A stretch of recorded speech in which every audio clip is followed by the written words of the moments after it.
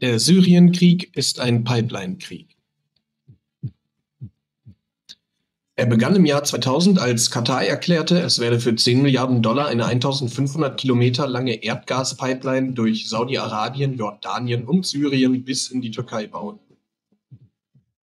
Auf einer lokalen Ebene haben wir also Saudi-Arabien, Katar und die Türkei, die Assad stürzen wollten, weil sie Pipelines durch Syrien bauen wollen und Assad eben dagegen ist. Er möchte lieber mit dem Iran zusammenarbeiten, der dasselbe Erdgasfeld wie Katar angestochen hat, um eine Pipeline vom Iran durch den Irak, durch Syrien in Richtung Europa zu legen. Auf geopolitischer Ebene kommen nun die USA und Russland dazu.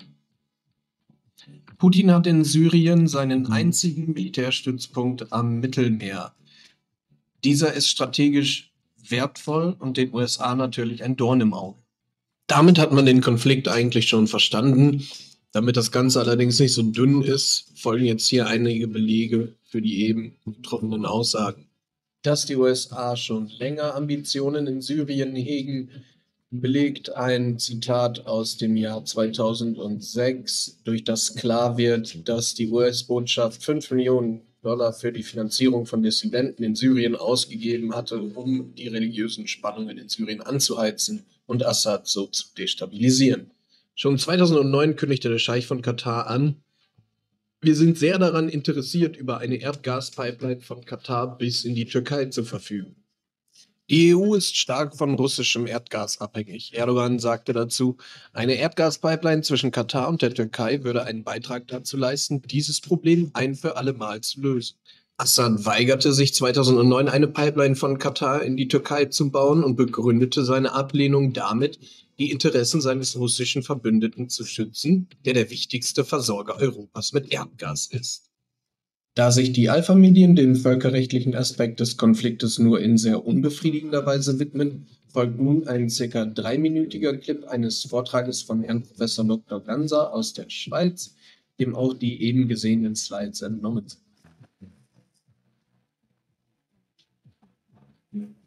Aber dann sagen die Leute, ja, aber du bist ein Putin-Versteher. Sage ich, ja, aber ist es gut, die Leute zu verstehen? Dann sagen sie, ja, aber Russland bombardiert doch Syrien. Das ist doch auch ein Kriegsverbrecher, der Putin. Dann sage ich, Moment, Putin bombardiert seit 2015. Seit wann bombardieren die Amerikaner? Sagen die Leute, ja, das ist so ein Detail. Also ich kann mich merken, wer wann wo überall bombardiert. Ich sehe einfach, Putin bombardiert und das ist schlecht. Habe ich gesagt, ja, aber die Amerikaner bombardieren seit 2014. Die Amerikaner haben zuerst angefangen mit dem Bombardieren. Und dann hat Assad Putin angerufen und gesagt, ich mache es hier nicht mehr lange. Kannst du mir mal helfen? Und dann hat Putin sich gesagt, diesen Militärstützpunkt will ich nicht verlieren. Und dann sind die Russen aufgesucht der gewählten syrischen Regierung nach Syrien. Das ist völkerrechtlich legitim. Das ist legitim. Man kann darüber streiten, wenn dann Krankenhäuser bombardiert werden, ist das wieder illegal. Okay? Aber diese Dinge auseinanderzuhalten, wäre mal Aufgabe von unseren Medien. Das können die nicht. Wollen die nicht. Die könnten es, ja, sie könnten es. Hier ein Beispiel aus dem geschätzten Schweizer Fernsehen. Rundschau macht ein Interview mit dem Präsidenten Assad und fängt im Gespräch schon mit dem Vorwurf an, Assad, Sie sind der Böse. Schweizer Journalist sagt, sehen Sie es als Lüge, dass die Welt Sie als Kriegsverbrecher sieht. So fängt der Schweizer Journalist an, nachdem die Syrer gesagt haben, okay, Sie dürfen bei uns ein Interview machen. So viel zum guten Benehmen.